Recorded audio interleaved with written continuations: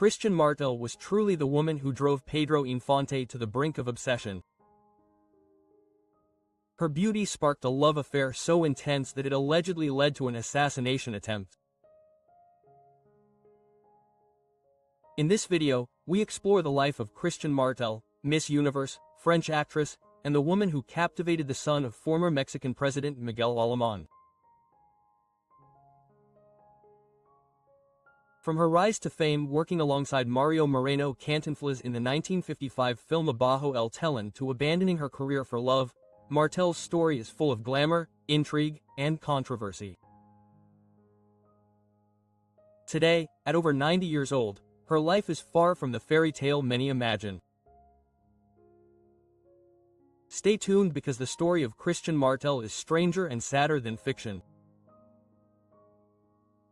Christiane Martel caused Pedro Infante's disappearance.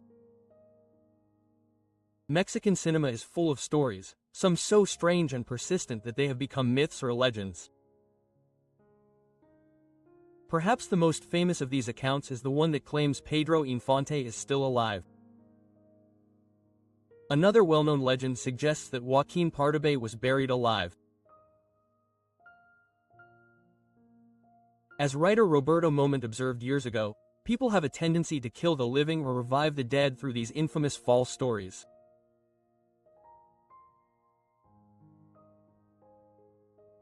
Often these tales do more than entertain, they distort history and unfairly tarnish the memory of the real protagonists.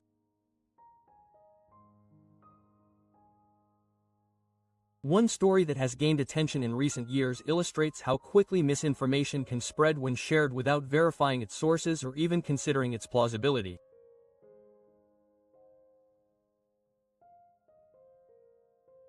It all began on the night of Sunday, April 14, 1957.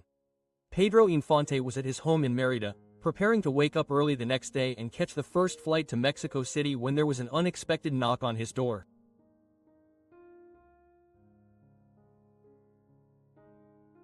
Moments later, two Mexican government agents allegedly kidnapped him, forced him into a car, and drove him to a remote location. Once there, they revealed the purpose of their mission. They had been ordered to end his life. Confused and terrified, Pedro asked why. The agents told him, "We work for the President of Mexico, Miguel Alemán. He has just discovered that you have been secretly involved with his partner, Christiane Martel. The President has instructed us to find you and kill you." Quote. Pedro naturally could not believe that such a thing could be true. Still, the agents claimed that they wanted to save him. Since most Mexicans were fans of the beloved actor, they could not harm him. However, they were subject to orders, and disobedience, they warned, would have serious consequences for them. After tense negotiations, they reached an agreement. Pedro's life would be spared, but in exchange he would disappear from public life forever. To make it believable, the agents devised a plan, a staged accident designed to convince the nation that Pedro Infante was dead. Pedro finally accepted the deal despite the impossible burden it implied. He would have to convince his family, especially his mother, that he was dead in order to save his life. However, the agents made it clear that the deal came with a deadly caveat. If Pedro broke his word and Miguel Alemán discovered that he was alive, they would not hesitate to kill him. To demonstrate their seriousness, they beat him brutally, hitting his head with such force that Pedro almost lost his memory. When they finally left him, he lay alone in a deserted place, stripped of his belongings, including the gold watch with his initials. The next day, the agents executed the deception. They found a man who bore a striking physical resemblance to Pedro. They cut off his head and placed it in a plane, attaching Pedro's watch to make it appear authentic. The aircraft, a large plane, took off but failed to gain altitude and crashed in the center of Mérida. The country wept as the news spread. Pedro Infante was dead. The discovery of his body with the watch convinced everyone of the tragic truth. Miguel Alemán, the story goes, sat content as Pedro disappeared into the darkness, wandering like a beggar with no memory of who he had been. Decades later, retired agents began to die. One day, while having a few drinks, they overheard someone talking about Pedro's death. Infante. One of the agents casually stated that Pedro was still alive.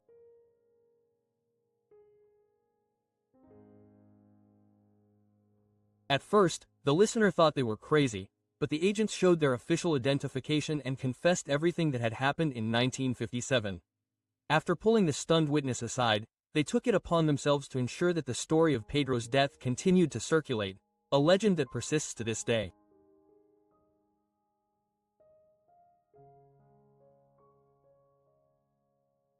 On paper, the tale has all the makings of a classic movie: a beloved victim, a shadowy villain, a tragic love story, and a heartbreaking betrayal. But upon closer inspection, the reality tells a different story. The dates don't match up. The events defy logic, and countless inconsistencies emerge. Proof that while the legend is appealing, it has little basis in truth. Below, we'll dissect these contradictions and explore why the story, dramatic as it may be, simply can't be true. The first clue that something is amiss with this tale is the existence of multiple versions of it. The version most people know is the one we've been waiting for. Shared, but others change dates, characters, or key details. For example, some versions claim that it was not Miguel Alemán who supposedly ordered the elimination of Pedro Infante, but his son, since he later married Miss Universe. Others even question the chronology of the events, saying that the alleged kidnapping occurred a day before April 15th, when Pedro arrived at the airport. Some even claim that Pedro jumped from the sabotaged plane before it crashed. The enormous amount of contradictory versions already suggests that the story is largely a fabrication. What is not in dispute is that Pedro Infante did arrive at the Mérida airport that day. His presence was fully documented with photographs and confirmed by witnesses who were with him in the hours before takeoff. The plane itself serves as indisputable evidence that Pedro was preparing to board as co-pilot while the aircraft was in the air. Carmen Leon, who was working in the airport control tower that morning, even overheard Pedro comment that there was nothing strange about the takeoff. In other words, the alleged kidnapping never happened. Tragically, Pedro did indeed make it on that flight, which many living witnesses know ultimately crashed. Some have even gone so far as to fabricate the idea that the entire accident was staged, claiming it never happened at all. Another major flaw in history is historical inaccuracy. On April 15, 1957, the president of Mexico was not Miguel Alemán, but Adolfo Ruiz Cortines, who had already been in office for 5 years. After leaving office, Miguel Alemán had no official role in political life. His own party had sidelined him, leaving him without power or influence. A year later, in 1958, Miguel Alemán did receive a public appointment when the next president, Adolfo López Mateos, appointed him president of the National Tourism Council, a position he held while traveling extensively until his death.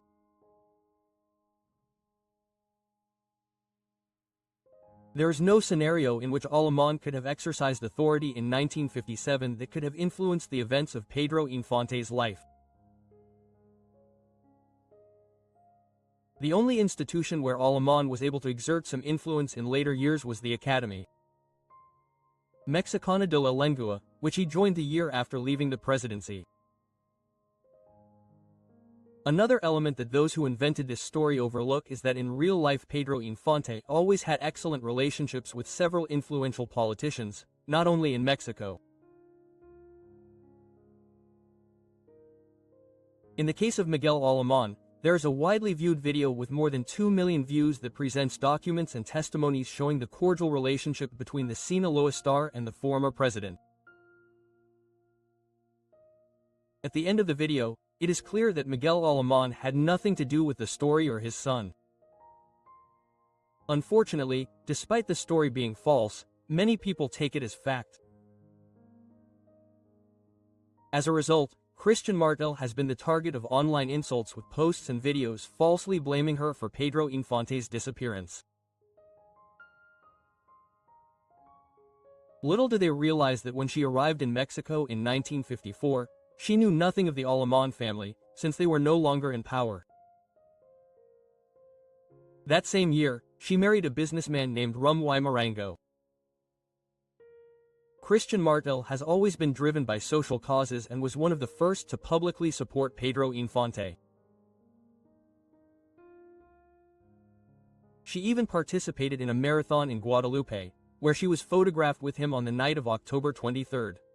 A year later, she divorced, while Pedro Infante remained married to Irma Durantes since 1953 and was still legally bound to his first wife, Maria Luisa Leon. The most critical flaw in the story is that when Christiane Martel first met the Alemán family, Pedro Infante had already been dead for a year. All of his interactions were with Miguel Alemán Jr., not with his father, as some versions falsely claim. Christiane Martel met Miguel Alemán Jr. at a party, and thanks to him he was able to communicate in French, since he had not yet mastered Spanish. Given the circumstances, it would have been impossible for him to develop any personal relationship with Pedro Infante.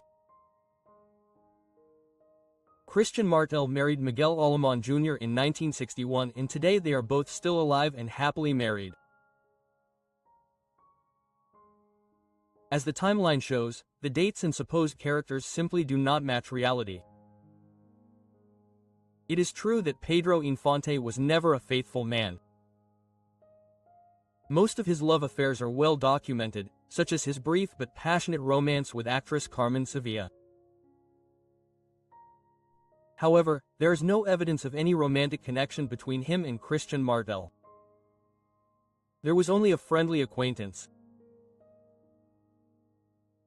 In conclusion, this story serves as a reminder of how easy it is for false narratives to spread when they seem believable, without anyone stopping to consider whether they are true or simply another fabrication. In recent years, a new story has emerged claiming that Pedro Infante fathered a daughter with Spanish actress Sarita Montiel, demonstrating once again how myths continue to grow around his legacy. Christiane Martel, the woman who drove Pedro Infante crazy with her beauty. Christiane Martel, now 90 years old, is a woman who conquered the hearts of Mexico, not only with her beauty, but also with her remarkable talent. Originally from France, she achieved international fame after being crowned Miss Universe in 1953 and shortly after decided to travel to Mexico to continue her artistic career. Upon arriving in Mexico, Christiane quickly charmed producers and landed roles in several films. It was during this period that she met Pedro Infante, with whom she is rumored to have shared a secret romance. The alleged romance occurred while she was about to marry politician Miguel Alemán Valdez. According to rumors, their relationship lasted for some time before becoming public, and some even claimed that the former beauty queen became pregnant by the beloved actor from Guamuchil. However, the relationship could not fully develop, as Christiane's imminent marriage made a public scandal impossible. Fans and social media users often recall her impact. "What a beautiful woman. I remember her movies. She was stunning. Now she radiates elegance and distinction. She was once the First Lady of Veracruz, if I'm not mistaken, and the former Miss Universe is still just as beautiful and beloved by the people of Mexico who crowned her years ago." They write online. Although details of the romance between Martel and Infante remain scarce, rumors have persisted over the years. Some even suggest that Pedro Infante's tragic death was faked to protect him from government reprisals once the relationship was made public. However, these stories remain firmly in the realm of gossip. Today, Christiane, who is now a celebrity, is still the subject of much debate. Martel continues to captivate audiences with her grace and charm, even decades after retiring from show business. She has given interviews to numerous magazines and speaks passionately about the charitable work she continues to support. Christiane Martel, a celebrated actress who starred alongside Cantinflas, left her career to marry a prominent politician.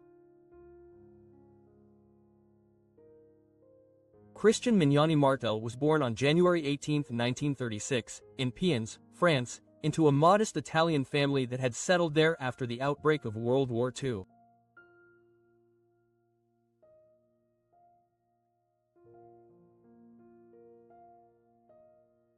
She had an older sister, Georgette Mignani, who would later marry American filmmaker Vincent Minnelli from 1954 to 1958.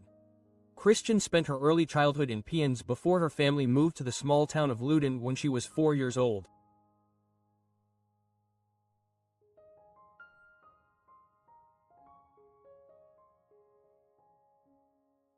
Christiane's rise to fame began in 1952 when she participated in several beauty contests, including Miss Chatelier, Miss Centre and La Plalienne de France, the most beautiful Italian woman in France.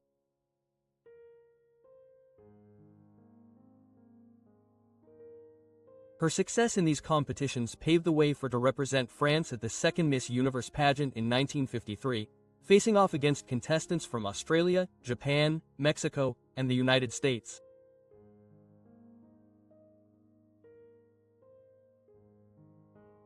Martel made it to the top 5 and was eventually crowned Miss Universe, becoming the first French woman to win the title, a distinction she held until 2017 when Iris Mittenaere won the crown. Following her victory, Martel embarked on a successful film career. She made her American debut in 1954 with Yankee Pasha and later appeared in Rail's interim So This Is Paris and the Universal News short film Reel.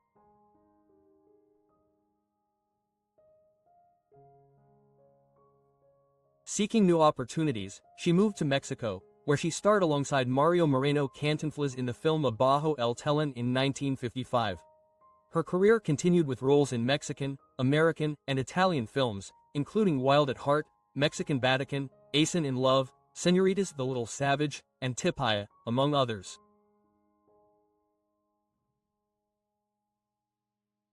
In the 1960s, Martel made the personal decision to step away from her acting career.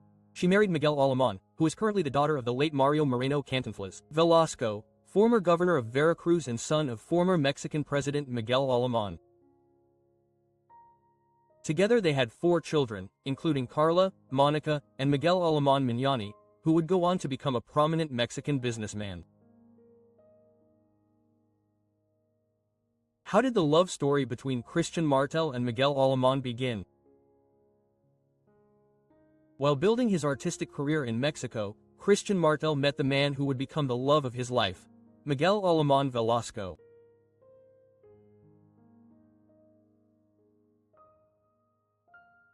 Martel, celebrated not only as the second Miss Universe but also as a beauty pageant judge and acclaimed actress, would later become the First Lady of Veracruz after marrying a man deeply involved in Mexican politics, the son of a former president. However, Christiane never imagined falling in love with the son of a politician. He imagined them formal, rigid, and far removed from his world of glamour. Freshly crowned Miss Universe in 1953, where she had beaten Anaberta Lepe, Christiane traveled the world and one of her stops was Mexico. Upon her arrival, she received an invitation from the legendary Emilio El Indio Fernandez to a dinner at his home, where numerous artists and intellectuals would gather. Although nervous about her limited Spanish, she accepted. During the dinner, she was seated next to a young man who spoke French and helped her translate the conversations. Although they barely knew each other, a strong friendship began to form between them. Sensing that Christian might feel out of place, the Indian encouraged her to dance the bomba with Miguelito. At first she hesitated, but accepted after a brief choice. And it was during this dance that she shared her first relaxed moments with Alemán Velasco, without having any idea of his political lineage. Curious about the young man who had captivated her so easily, Christian soon discovered his identity. Miguel was the son of Miguel Alemán Valdez, who had just concluded his 6-year term as President of Mexico. Christian was genuinely surprised. She could hardly believe that the son of a politician could be such an attractive and unassuming young man. She was captivated by Miguel Alemán Velasco's humility and by the warmth and kindness he showed her. One of his first gestures of affection was to accompany her to her car that afternoon as they said goodbye. Their interest in each other was evident, and although they longed to see each other again soon, their busy schedules kept them apart for a time. When they finally reunited, Miguel invited her to dance at El Patio, one of the most popular nightclubs of the time. From that night on, their connection gradually deepened until love fully blossomed between them. However, Christian soon faced the challenges of a conservative and traditional Mexican family, skeptical of their son getting involved with a French Miss Universe. To complicate matters further, Miguel was already engaged to another woman. Both Martel and Alemán had to navigate these obstacles to win the approval of their family and secure their love. After 7 years of dating, the couple were married in a private ceremony in 1961. They celebrated their golden wedding anniversary in 2001 at the Basilica of Guadalupe, surrounded by their children, grandchildren and close family, marking decades of enduring love and commitment to each other. Christiane Martel, at 90, a life of elegance, legacy, and enduring influence. At 90 years old, Christiane Martel remains a symbol of elegance, grace, and charm. A woman who continues to captivate audiences even decades after leaving the spotlight. Although she retired from her acting career in the 1960s, Martel's legacy as a former Miss Universe, a celebrated actress from the golden age of Mexican cinema, and the former First Lady of Veracruz, lives on in the hearts of fans in Mexico and beyond.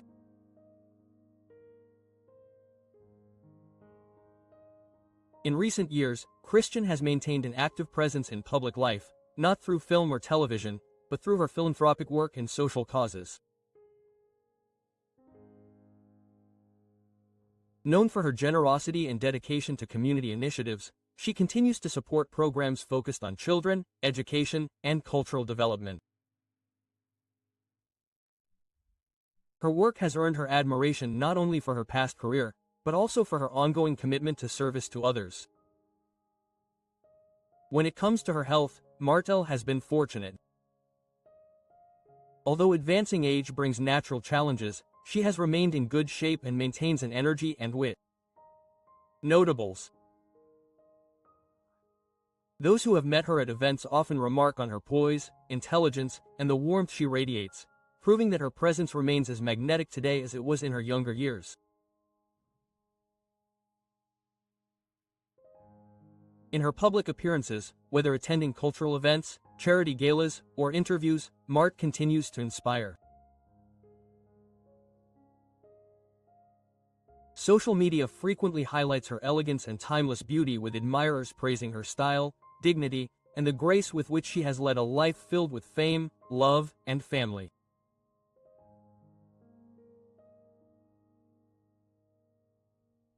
At 90 years old, Christiane Martel embodies not only the glamour of a bygone cinematic era, but also the enduring impact of a woman who has remained relevant, respected, and beloved by generations of fans.